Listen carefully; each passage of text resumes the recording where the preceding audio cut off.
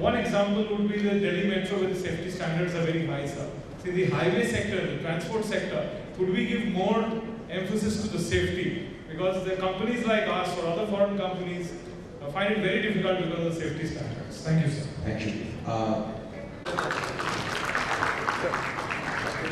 Sir इधर देखिए,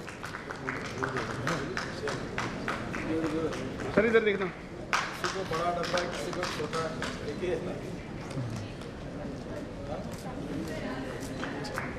sir इधर देखना। I would request Honorable Minister to give it to one of the important members of the task force, Mr. Sanjay Jajuji. Without his support, this task force would not have been possible.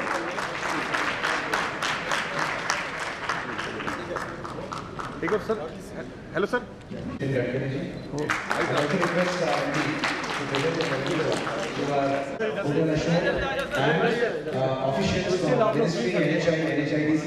I would request all of you to join us for lunch and hope to see you again. Thank you very much. Sir इधर वो थोड़ा सा अभी मेरा भाषण sir बस एक छोटा सा सवाल। आज जो सर 3 ऑडियो पूरा आने कंस्ट्रक्शन को कम करना और प्रोजेक्ट्स करने के लिए जो डिले होता है उसको कम करना, नए इनोवेशन, नई टेक्नोलॉजी इसको एक्सेप्ट करना और टोटल सिस्टम को प्रोजेक्ट जो है कॉन्ट्रैक्टर से प्रोजेक्ट मैनेजमेंट से मिनिस्ट्री है, हम सब लोग मिलकर क्वालिटेटिव चेंज करें और फास्ट ट्रैक प्रोसेस करें। जो मटेरियल सप्लायर है उनको बिजनेस में मिले और बाद में कोई कार्टेल करके रेट ना बढ़ा।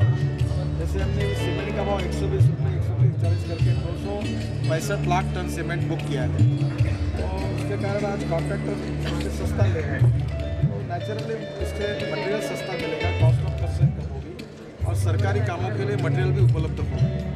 इससे कॉस्ट ऑफ कंस्ट्रक्शन गवर्नमेंट में कम होगा।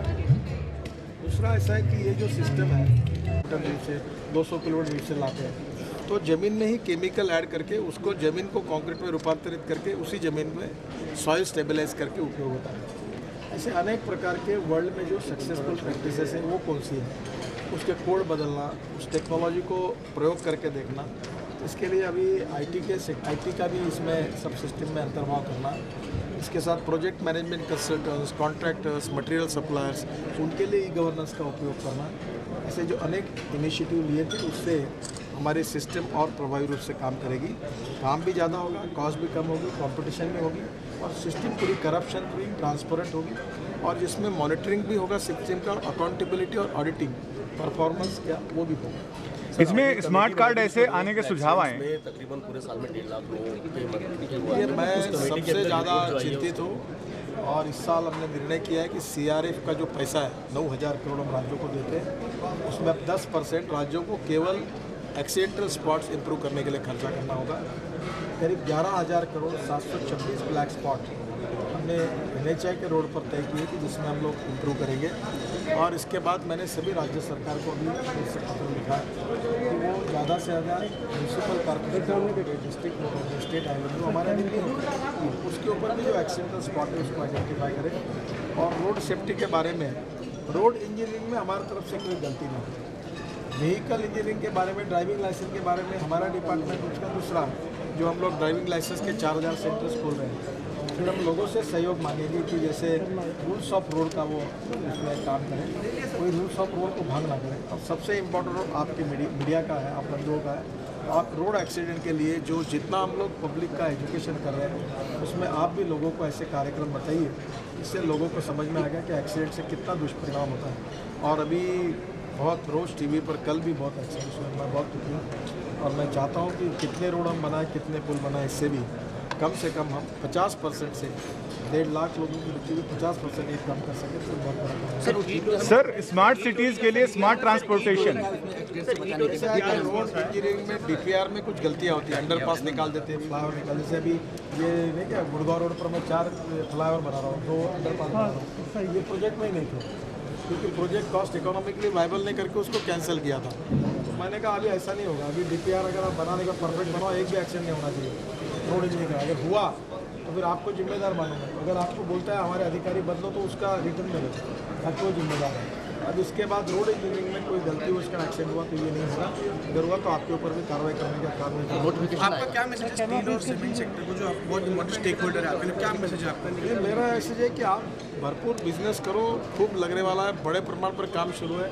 36% राइज जो है वो रोड कंस्ट्रक्शन मशीनरी मैन्युफैक्चर की हुई है, स्टील और सीमेंट के अच्छे हुए है।